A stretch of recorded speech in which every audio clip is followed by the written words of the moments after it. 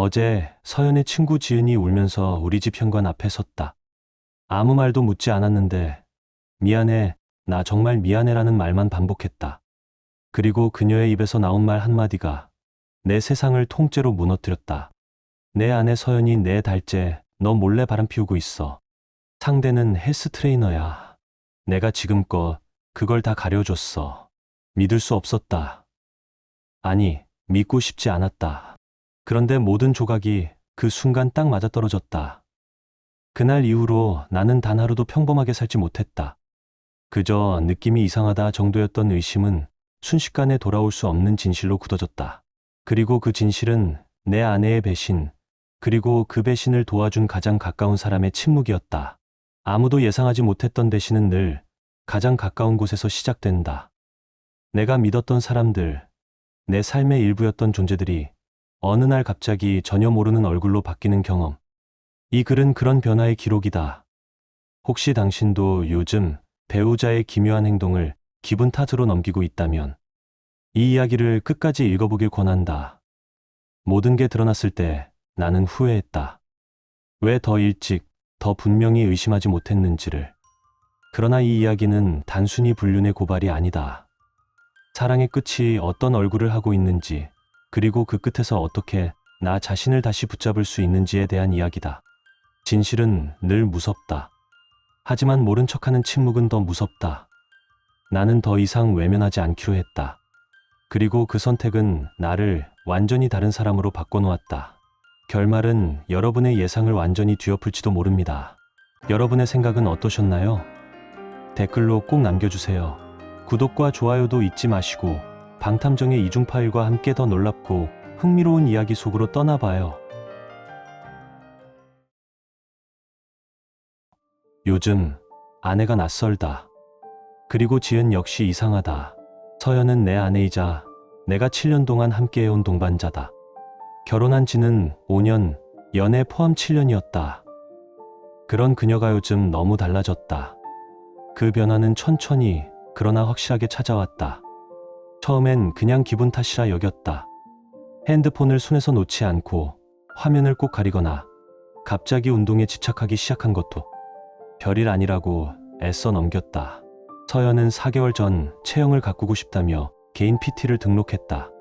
나는 응원했다. 그래, 자기 관리 좋지. 그땐 정말 그렇게 생각했다. 하지만 그 이후 그녀는 격일로 헬스장에 가서 몇 시간씩 있다 왔다. 운동 어땠냐는 질문에도 그냥 괜찮았어 하고는 씻으러 가거나 화제를 바꿔버렸다. 말투도 어딘가 어색했고 표정은 자주 굳어 있었다. 그리고 지은, 아내의 가장 친한 친구이자 우리 집에 자주 오던 밝고 쾌활한 그녀. 그 지은의 눈빛이 어느 순간부터 날 피하고 있었다. 대화도 줄었고 인사조차 어색하게 건넸다. 며칠 전 저녁 퇴근하고 집에 들어서자 부엌에서 서연과 지은이 조용히 대화를 나누고 있었다. 내가 문을 열고 들어가자 두 사람 모두 놀란 얼굴로 말을 멈췄다.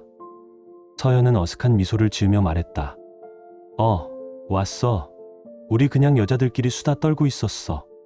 지은은 얼굴이 굳은 채 안녕하세요 하고는 황급히 자리를 피했다. 그 장면은 지금 생각해도 섬뜩할 정도로 이상했다. 단순한 대화였다면 왜 그토록 놀랐을까? 왜 둘 다 내 눈을 제대로 마주치지 못했을까? 그때부터 직감이 속삭였다. 둘 다 뭔가 숨기고 있어.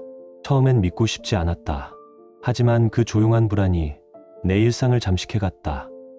그리고 결국 나는 진실을 알게 됐다.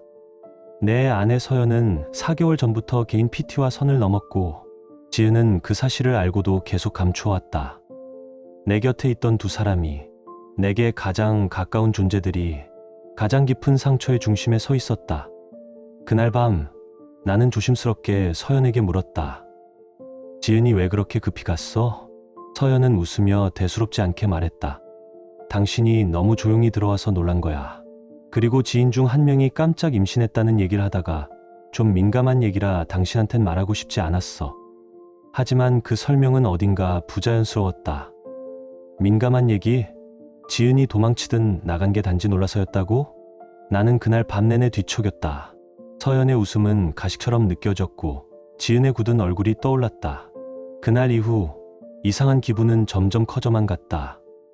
서연은 점점 말이 줄었고 눈빛을 자주 피했다. 그리고 자잘한 거짓말들이 시작됐다. 일요일 저녁 서연은 마트에 1시간 다녀왔다고 했다. 하지만 나는 무심코 말했다. 그 마트 일요일엔 일찍 닫지 않아? 그러자 그녀는 순간 멈칫하더니 얼버무렸다. 아, 거기 말고 다른 데 다녀왔어. 예전에 서연이라면 이런 식의 말 바꾸기는 절대 없었다. 그녀의 눈빛, 말투, 행동 하나하나가 점점 낯설어졌다. 나는 아직 아무 증거도 없었기에 직접적으로 캐묻지 못했다. 괜히 예민하게 굴었다가 괴팍한 사람처럼 보일까봐 겁이 났다. 하지만 결국 참지 못하고 물었다. 요즘 좀 지쳐 보여. 무슨 일 있는 거야? 서연은 내 말을 웃으며 넘겼다. 괜한 상상하지 마. 그냥 일이 많고 운동도 병행하느라 피곤한 것뿐이야. 그러더니 곧장 반문했다. 왜? 내가 뭘 잘못했어? 왜 그런 걸 물어? 나는 미안함과 동시에 더 깊은 의심을 느꼈다. 단순한 걱정에도 이렇게 날카롭게 반응할 필요가 있었을까? 지은의 태도 역시 계속 신경 쓰였다. 예전엔 밝게 웃으며 농담도 주고받던 그녀가 요즘은 내 눈도 제대로 마주치지 않았다. 혹시 둘이 나 몰래 무슨 이벤트라도 준비하고 있나? 생일이나 기념일 같은 건 없지만 괜히 그런 생각도 스쳤다. 하지만 분위기는 전혀 즐거운 비밀 같지 않았다. 침묵은 무거웠고 기운은 불안했다.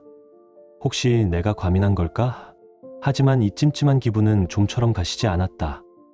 마치 무언가 아주 중요한 걸 모르고 있다는 느낌이었다. 혹시 당신도 이런 경험이 있나요?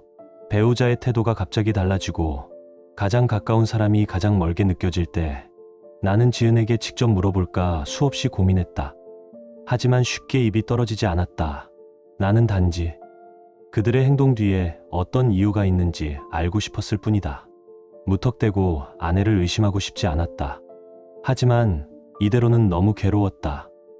그리고 결국 어제 진실은 생각지도 못한 방식으로 찾아왔다.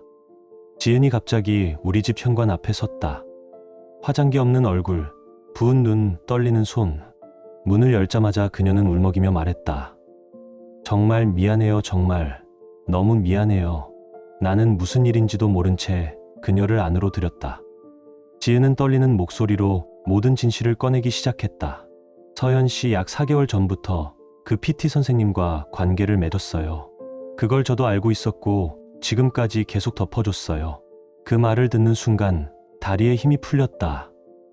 머릿속이 하얘졌고 심장이 미친 듯이 요동쳤다. 지은은 말을 멈추지 않았다. 그녀는 숨을 몰아쉬며 덧붙였다. 남편이 제 핸드폰에서 그 메시지들을 봤어요. 서연이랑 주고받은 수상한 대화들. 그걸 본 이후 저한테 최후 통첩을 했어요. 지금 당장 그 남편에게 말하지 않으면 내가 직접 말하고 너랑 이혼하겠다. 고요.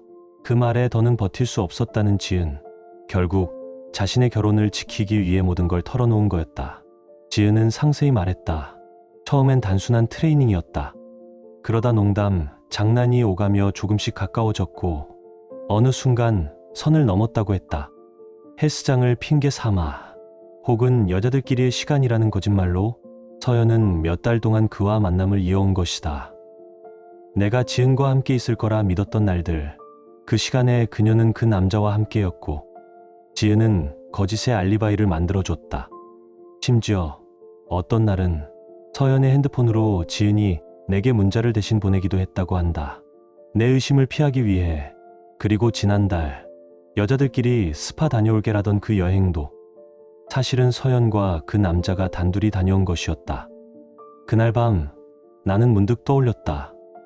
며칠 전 부엌에서 지은과 서연이 속삭이던 모습.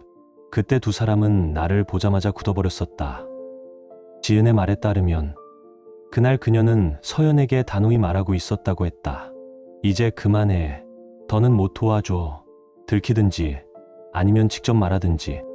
하지만 서연은 두려움에 휩싸여 감정이 격해졌고 그 순간 내가 나타나자 두 사람 모두 얼어붙었던 거였다. 지은은 그동안 죄책감으로 심하게 괴로워했다고 했다. 서연에게 몇 번이고 그만하라고 말했지만 돌아온 건 차가운 한마디였다.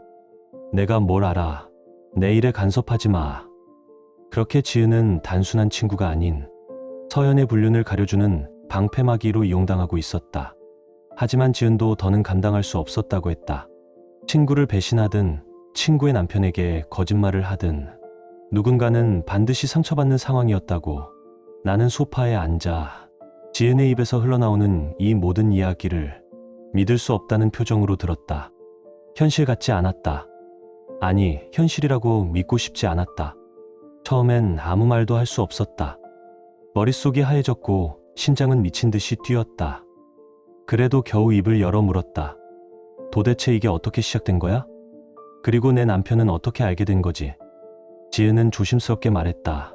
트레이닝 시작한 지 얼마 안 돼서 서연이 그 사람에게 호감이 생겼다고 했어요. 그때 제가 말렸어요. 바보 같은 짓 하지 말라고. 하지만 서연은 웃으며 넘겼고 결국 멈추지 않았다. 지은의 남편은 어느 날 부엌에 놓인 그녀의 핸드폰에서 서연과 나눈 메시지를 우연히 보게 됐다고 했다. 그 메시지들은 도저히 평범한 친구 사이의 대화로 보이지 않았고 그 순간부터 모든 실체가 드러나기 시작했다. 지은은 남편의 말에 따라 증거도 모아왔다. 사실을 말하려면 증거도 있어야 해. 남편의 말에 지은은 문자 캡처, 호텔 예약 메일 등을 출력해왔고 그 안엔 서연과 트레이너의 이름이 함께 적혀 있었다. 2박 숙박 일정까지 명확히 표시된 그 자료들을 보는 순간 그동안의 이심은 더는 부정할 수 없는 현실이 되었다. 분노가 치밀었지만 나는 억지로라도 평정을 유지하려 했다. 지은에게 화를 내봤자 소용없었다. 그녀는 계속 울면서 말했다. 진작 말했어야 했는데 정말 미안해요. 나는 그저 바닥을 보며 말했다. 고맙다. 이제 내 결혼도 챙겨야 할 테니 돌아가. 나는 혼자 있고 싶었다. 지은이 떠난 뒤 나는 소파에 주저앉아 오열했다. 그날 밤은 내 인생에서 가장 길고 잔혹한 밤이었다. 다음 날 나는 서연과 마주했다. 그녀는 아무렇지 않은 얼굴로 집에 들어왔고 여느 때처럼 입맞춤을 건넸다. 그 순간 나는 속에서 폭발할 것 같은 분노를 간신히 눌렀다. 지금 감정적으로 덤벼봐야 아무 의미도 없을 것이다. 나는 조용히 하루를 더 함께 보냈다. 그녀는 평소처럼 잠들었고 나는 뜬 눈으로 천장을 바라봤다. 그리고 다음 날 밤, 더는 견딜 수 없었다. 머릿속으로 수십 번 연습했던 말을 꺼냈다. 내가 그 남자랑 바람핀 거 다 알아. 이제 거짓말 그만하고 진실을 말해. 서연은 놀란 표정으로 고개를 저었다. 무슨 소리야? 내가 왜 그래야 돼? 나는 멈추지 않았다. 지은이가 다 말했어. 내가 계속 그 사람 만난 거 다 알고 있어. 그 순간 서연의 얼굴은 순식간에 3번 바뀌었다. 하얗게 질리더니 눈물이 고였고 곧 분노로 돌변했다. 지은이 그 여자 말했어? 원래부터 우리 부부 질투하던 애야. 그런 거짓말을 믿는 내가 더 바보지. 그녀는 소리를 질렀다. 지은이 모든 걸 꾸며냈다고 주장하며 끝까지 부정했다. 나는 그녀에게 문자 내역과 호텔 예약 메일을 내밀었지만 서연은 쳐다보지도 않았다. 그건 다 조작된 거야. 맥락을 왜곡한 거라고. 그녀는 마치 자신만의 세계에 갇힌 사람처럼 현실을 외면하고 있었다. 결정적으로 그녀는 그 호텔 여행이 지은과 그녀 남편을 위한 깜짝 이벤트였다고 주장했다. 그래서 본인 이름이 예약자에 올라간 거라고. 나는 물었다. 그럼 그 트레이너 이름은 왜 있었는데? 서연은 대답을 못했다. 어색한 변명을 늘어놨다. 지은 친구 중에 비슷한 이름이 있어서 착오가 있었을 거야. 나는 할 말을 잃었다. 이토록 뻔한 거짓말을 이토록 당당하게 말하다니. 그럼 트레이너 이름은 왜 있었냐고? 내가 묻자 서연은 제대로 대답도 못했다. 그저 지은 친구 중에 이름이 비슷한 사람이 있어서 예약할 때 착오가 있었던 거라고 했다. 황당했다. 어처구니 없었다. 나는 말문이 막혔다. 이렇게까지, 이 순간까지도 거짓말을 이어가는 그녀가 믿기지 않았다. 내가 그렇게 바보로 보여? 나는 몇 번이나 정직하게 말하라고 다그쳤지만 그녀는 끝까지 부인했다. 급기야는 어머니 무덤을 걸고 맹세했다. 난 절대 그런 짓 한 적 없어. 제이크는 그냥 친한 트레이너였고 다 운동 때문이었어. 그리고는 갑자기 목소리를 높였다. 당신 이제 와서 친구 말 하나에 나를 믿지 못하겠다는 거야? 내가 그동안 어떤 아내였는지 몰라? 신뢰하지 않은 내가 오히려 배신자라는 식이었다. 그녀는 나를 가해자로 몰아갔다. 그 순간 나는 확신했다. 이 상황은 더 이상 대화로는 풀 수 없다는 것을. 나는 너무 화가 나서 무심코 문틀을 주먹으로 쳤다. 순간적인 충동이었지만 아직도 손가락 마디가 욱신거린다. 서연은 그 소리에 잠시 말을 멈췄다. 나는 이를 악물고 말했다. 이게 우리에게 어떤 상처를 남기고 있는지 좀 봐. 도대체 왜 진실을 말하지 못해?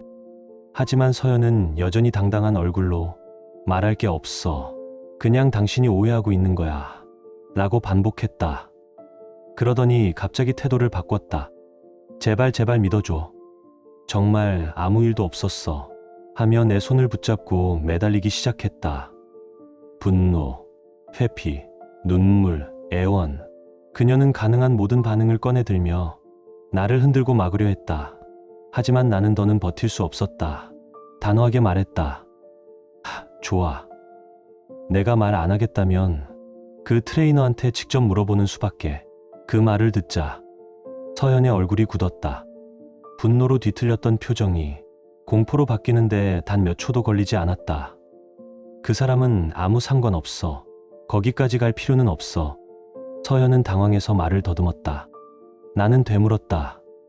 아무 상관없다고? 그럼 내가 그 사람한테 가서 말해도 아무 문제 없겠네? 서연은 소리를 질렀다. 당신 미쳤어?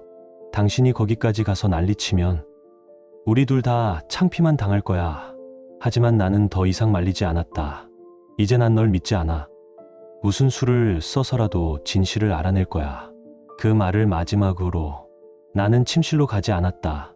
소파에 누웠지만 사실상 한숨도 자지 못했다. 가슴은 계속 쿵쾅거렸고 머릿속은 터질 것처럼 복잡했다. 그날 밤 나는 완전히 무너졌다. 다음 날 아침 서연은 말없이 출근 준비를 했다. 나 역시 지칠 대로 지쳐 있었지만 마음은 여전히 불타고 있었다. 그녀가 나가려는 순간 나는 말했다. 오늘 제이크 만나러 갈 거야. 그녀는 고개를 저었지만 아무 말 없이 집을 나섰다. 그때 나는 이미 99.9% 확신하고 있었다. 하지만 혹시라도 신락 같은 가능성이 있을까 싶어 직접 듣고 싶었다. 그날 오후 헬스장으로 갈 준비를 하던 중이었다. 그런데 가지도 못했다. 몇 시간 지나 서연이 다시 집에 돌아왔다. 분명 출근했어야 할 시간인데 그녀는 아무 말 없이 문을 열고 들어왔다. 얼굴은 눈물로 범벅이었고 한참을 거실에 서 있다가 조용히 소파에 앉았다. 그리고 마침내 완전히 무너져 버렸다. 그녀는 처음에는 제이크랑 좀 실수한 적 있어. 근데 몇 번 키스한 게 다야. 라며 상황을 축소하려 했다. 나는 헛웃음이 나올 뻔했다. 우린 이미 키스 몇 번은 훌쩍 넘었어. 거짓말 말고 제대로 말해. 그 말에 결국 딱 2번만 잤어. 정말이야. 아무 의미 없는 일이었어. 그냥 육체적인 관계였어. 라고 고백했다. 나는 차분히 말했다. 몇 달 동안 계속된 완전한 불륜이란 걸 이미 알고 있어. 그 순간 그녀는 모든 희망을 잃은 듯 무너졌다. 소리를 죽이며 울기 시작했고 모든 걸 털어놨다. 4개월 전 트레이너와 운동을 시작한 지 얼마 안 돼 관계가 시작됐고 그 후로 기회만 생기면 만남을 이어왔다고 했다. 그의 집, 모텔, 심지어 차 안에서도 관계를 가졌단 말에 나는 숨이 막혔다. 그녀는 특히 지은과 있다고 했던 날들 대부분 그 남자와 함께 있었다고 털어놨다. 단순한 육체적 관계가 아니었다고 했다. 시간이 지날수록 감정이 생겼다고. 당신은 너무 무관심했어. 난 외로웠고 그는 날 여자처럼 대해줬어. 그녀의 말에 나는 이를 악물었다. 마치 내 책임이라도 되는 것처럼. 당신 잘못은 아니야라며 얼버무렸지만 그건 모순된 자기 합리화일 뿐이었다. 어떤 이유로도 이건 정당화될 수 없다. 가장 분노했던 건 그녀가 우리의 공동 자산으로 그 자식을 호강시켜왔다는 사실이다. 나는 물었다. 그 자식, 너한테 뭐 해준 거 있어? 호텔, 밥, 선물 다 내가 낸 거잖아. 그녀는 고개를 떨구며 말했다. 응, 내가 대부분 냈어. 그냥 좋은 시간 보내고 싶었어. 그녀가 카드로 산 고급 스마트워치는 나 자신에게 주는 선물이야라던 그 물건이었다. 호텔 숙박, 고급 레스토랑 식사, 선물까지 그 자식은 그녀를 그저 돈줄로 본 거다. 심지어 그녀는 그에게 몇 번 돈도 빌려줬다고 했다. 나는 주먹을 꽉 쥐었다. 그녀는 나를 철저히 속이고 우리가 함께 모은 돈으로 불륜을 즐기고 있었다. 그녀는 흐느끼며 반복했다. 정말 미안해, 정말 잘못했어. 뭐든 할게, 제발. 나는 말없이 그녀를 바라봤다. 믿어왔던 사람의 진짜 얼굴이 내 눈앞에서 무너지고 있었다. 부부 상담 받자. 제이크 항은 다시는 연락 안 할게.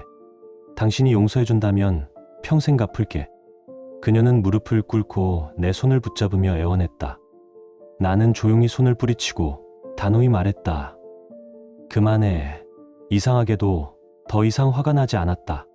분노도 슬픔도 모두 지나간 느낌이었다. 그저 모든 게 끝났다고 느꼈다. 그녀도 알아챈 듯했다. 내 무표정한 얼굴이 오히려 더 무섭게 느껴졌을 것이다. 나는 물었다. 너 그 자식 사랑했어? 그녀는 고개를 세차게 저으며 말했다. 아니야. 절대 아니야. 그냥 바보같이 휘말린 거야. 흥분했고 멍청했어. 하지만 사랑은 아니었어. 그녀는 변명을 쏟아냈다. 당신을 떠날 생각은 없었어. 이중생활이 너무 괴로웠어.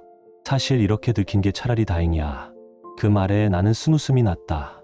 그토록 괴로웠다면 왜 그렇게까지 숨기고 거짓말을 했는가? 나는 차갑게 말했다. 지금은 널 볼 수도 말도 하고 싶지 않아. 당분간 이 집에서 나가줘. 그녀의 눈빛이 흔들렸다. 사람들한테 말할 거야? 내 인생 망치려는 거야? 나는 한숨을 쉬며 말했다. 아무 짓도 안 해. 그냥 나가. 부모님 댁이든 언니네든 어디든 당분간은 그 집이 내 집이야. 그녀는 계속 울며 매달렸다. 우리 이대로 끝나는 거야? 제발 한 번만 기회를 줘. 나는 아무 말도 하지 않았다. 결국 그녀는 울먹이며 가방을 챙겨 집을 나섰다. 문이 닫히는 순간 모든 것이 비현실처럼 느껴졌다. 그리고 나는 다시 무너졌다. 남자라는 자존심 따위 내려놓고 평생 중 가장 서럽게 울었다. 배신감, 분노, 상실감, 모든 감정이 한꺼번에 쏟아졌다. 잠시 후 나는 현실 모드로 전환했다. 형에게 전화를 걸어 모든 상황을 털어놨다. 형은 1시간 만에 내 집 앞에 도착했다. 아마 부모님한테도 말했는지 전화가 폭주했지만 나는 괜찮아. 나중에 얘기할게. 라는 문자 하나만 남겼다. 형은 나를 집 밖으로 끌어냈고 그냥 걷기만 했는데도 숨이 조금 트였다. 그날 밤 감정이 탈탈 털려서인지 몇 시간은 푹 잠들 수 있었다. 다음 날 아침 나는 바로 실질적인 조치를 시작했다. 우선 자물쇠 교체, 그리고 2명의 이혼 전문 변호사에게 상담 예약. 이미 마음은 99% 이혼으로 기울어 있었다. 불륜 증거도 확실하고 자녀도 없고 집도 전세라 깔끔하게 정리 가능할 거라 판단했다. 가장 시급한 건 자산과 공동 계좌를 분리하는 일이었다. 나는 이미 공동저축 계좌의 절반을 4명이의 새 계좌로 이체해뒀다. 변호사가 나중에 공정하게 정리해줄 거겠지만 그녀가 또 그놈에게 돈을 펑펑 쓸 생각은 단 1도 허락할 수 없었다. 그녀가 집을 나간 이후로 나는 대부분의 메시지와 전화를 무시하고 있었다. 그냥 한번 나는 살아있고 시간이 필요하다는 문자만 보냈을 뿐이다. 그녀는 몇 시간마다 거의 소설 같은 긴 사과 메시지를 계속 보내왔다. 당신을 얼마나 사랑하는지, 내가 얼마나 형편없는 인간인지, 얼마든지 기다릴 테니 한 번만 기회를 달라. 나는 그 메시지들을 읽기만 하고 답장은 하지 않았다. 도대체 뭐라 답하겠는가? 그녀는 관계를 회복하고 싶다지만 나는 전혀 그럴 가능성이 보이지 않았다. 이혼은 거의 확실하다.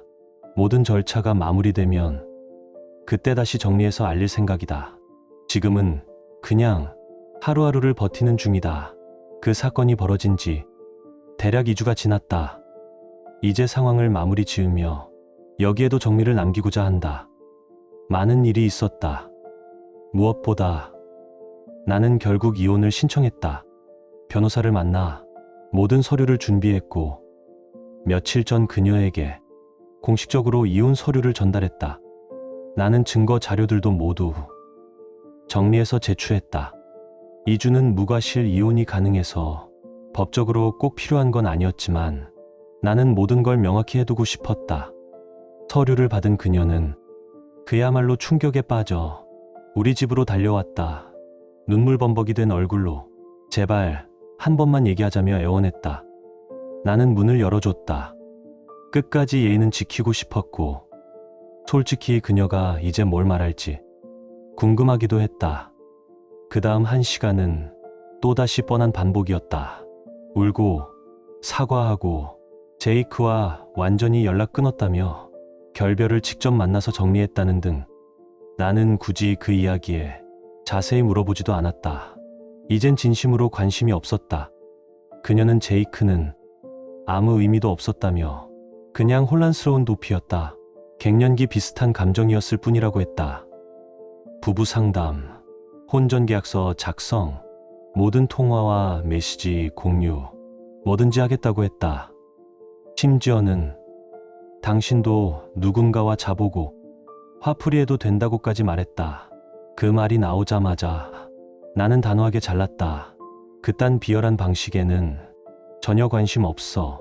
나는 조용히 그녀의 말을 들었지만 거의 반응하지 않았다. 화도 눈물도 소리도 없었다. 그저 지쳤을 뿐이었다. 나는 최대한 차분하게 말했다. 나는 이혼을 진행할 거야. 우리 관계는 더 이상 회복될 수 없다고 생각해. 너를 미워하진 않아. 하지만 용서도 못해. 그리고 다시는 널 믿을 수 없어. 그녀는 당신 없으면 나는 끝장이야. 당신이 내 전부였어. 라며 울부짖었다. 하지만 그 모습조차 이젠 아무런 동정도 일으키지 않았다. 나는 조용히 말했다. 제발 치료받고 내 인생 돌아봐. 하지만 우리 사이는 끝났어. 결국 나는 그녀를 조심스럽게 밖으로 내보냈다. 더 이상 말해봤자 아무 의미도 없었기 때문이다. 이제서야 그녀도 현실을 조금씩 받아들이고 있는 것 같았다. 그날 이후로 그녀는 계속 긴 문자를 보내왔다. 사과, 옛 추억 상기시키기. 기억나? 우리 그때 같은 메시지들. 하지만 나는 거의 답장하지 않았다. 한다 해도 아무것도 변하지 않았다는 짧은 말뿐이다. 그 이후로 나는 그녀를 직접 만나지도 않았고 앞으로는 변호사를 통해서만 대화할 생각이다. 지금 그녀는 부모님 집에 머물고 있는 걸로 알고 있다. 이 혼돈 속에서도 내 주변 사람들은 정말 큰 힘이 되어 주었다. 가족들은 말할 것도 없고 우리 엄마는 직접 가서 그녀 뺨을 날리겠다고 할 정도였다. 물론 나는 그냥 가만히 계세요라고 말렸다. 친구들도 계속 나를 챙겨줬다. 밖으로 불러내서 같이 시간 보내주고 집에 와서 같이 있어주기도 했다. 그런 게 꽤 도움이 됐다. 나는 요즘 개인 상담 치료도 시작했다. 분노와 상처를 건강하게 정리하고 싶어서다. 아직 갈 길이 멀지만 올바른 방향이라는 건 확신한다. 그리고 의외였던 건 이 모든 진실을 처음 터뜨린 장본인 지은의 남편과 꽤 자주 연락하게 되었다는 점이다. 우리는 맥주 한잔 하면서 이 지옥 같은 상황에 대해 얘기했다. 그는 내 아내에게도 화가 나 있었고 당연히 자신의 아내인 지은에게도 실망과 분노가 크다고 했다. 하지만 그는 이혼은 아직 생각 중이며 현재 부부 상담을 함께 받고 있다고 했다. 지은은 정말 최선을 다해 자신의 잘못을 인정하고 사과하며 신뢰를 되찾기 위해 노력 중이라고 했다. 핸드폰, 계좌, 모든 걸 투명하게 공개하며 믿음을 회복하고자 하고 있다고. 그는 아직 결정하진 못했지만 지은가 계속 진심을 보이면 기회를 줄 수도 있을 것 같다고 했다. 나는 그에게 말했다. 결정은 당신 몫이고 나는 어떤 선택이든 존중할게. 사람마다 용서의 기준은 다르니까. 그는 지은가 나에게 다시 한번 사과하고 싶어 하지만 지금은 내 공간을 존중해주고 있다고 했다. 솔직히 말하면 이젠 지은한테 화도 나지 않는다. 처음엔 분노했지만 결국 그녀는 잘못된 방식으로 친구에게 충성을 다하려 했던 거다. 그리고 늦었지만 결국은 진실을 말해줬다. 나는 그녀 남편에게 이렇게 전해달라고 했다. 이젠 지은에게 원한 없어요. 마지막에라도 진실을 말해줘서 고마웠다고. 그 말이 둘 모두에게 의미가 있었던 것 같다. 그리고 많은 사람들이 물었던 질문. 그 트레이너 제이크는 어쩌고? 그와 대면했냐고? 결론부터 말하자면 아니. 나는 그를 찾아가지도 않았고 앞으로도 그럴 생각 없다. 물론 내 안의 원시 본능은 그를 찾아가서 이빨이라도 날려버리고 싶은 충동을 느꼈다. 하지만 현실은 다르다. 그 자식 때문에 폭행 전과 같은 거 남기고 싶진 않다. 그리고 솔직히 이제 그 녀석은 내 인생에서 아무 의미 없는 존재다.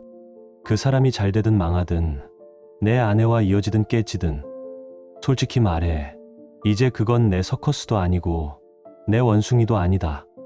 내 인생은 이제 그들과는 아무 상관없다. 지금 내 상황은 이렇다. 이혼은 이미 진행 중이고 전 아내는 집에서 나갔으며 나는 내 삶을 다시 정비하고 있다. 여전히 아프다. 그건 부정하지 않겠다. 어떤 날은 분노가 치밀고 어떤 날은 그냥 허무하다.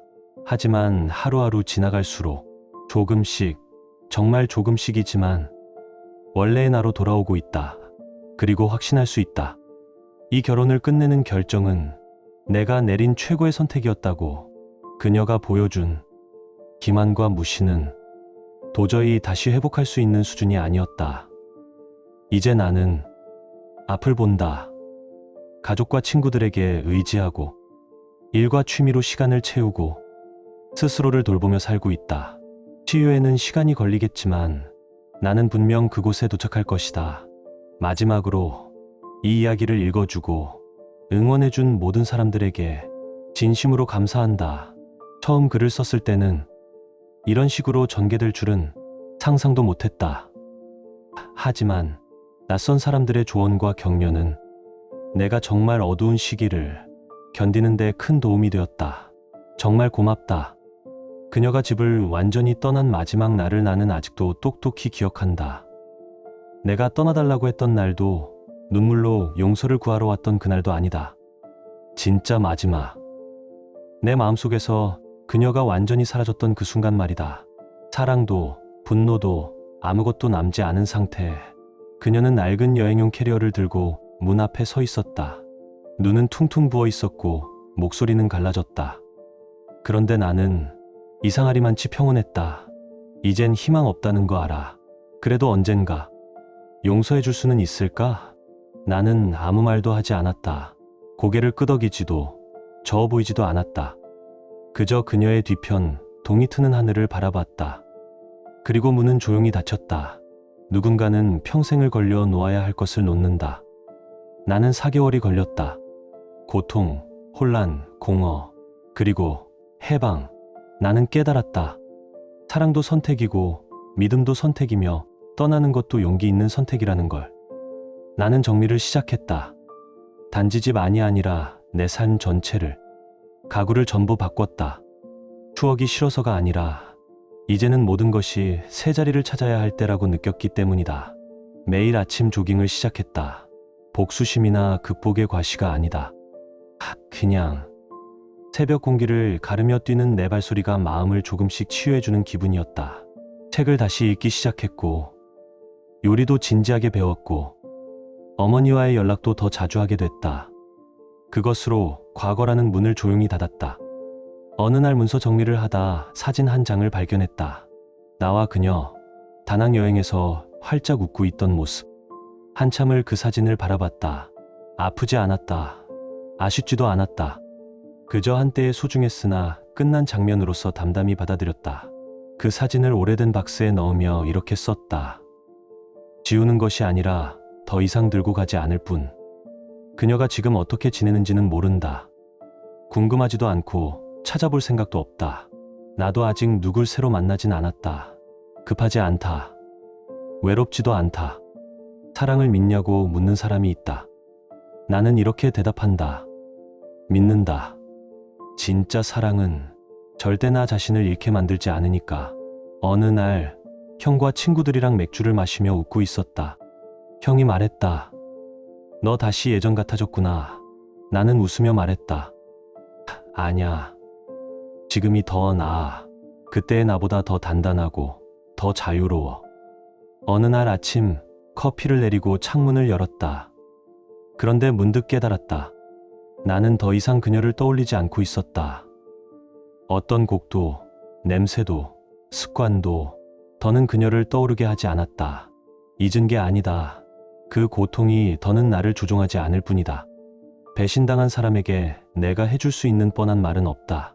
용서하라고도 당장 떠나라고도 하지 않겠다. 다만 이렇게 말하고 싶다. 당신을 온전하게 지킬 수 있는 선택을 하세요. 거울을 봤을 때 부끄럽지 않을 선택. 그리고 손을 놓을 땐 확실히 놓으세요. 단 1g의 미련도 들고 가지 마세요. 이제 나는 조용한 삶을 살고 있다. 완벽하지는 않지만 매일 아침 눈 뜨는 게 감사한 삶. 누군가 와서 나를 구해주길 기다리지 않는다. 나는 이미 내가 나를 구했다. 그리고 나는 이 빛을 받을 자격이 있다. 예전엔 끝이 두려웠지만 지금은 안다. 문이 닫히는 건 끝이 아니라 내가 더 나은 삶으로 가야 할 시간이라는 신호다. 끝이자 새로운 시작.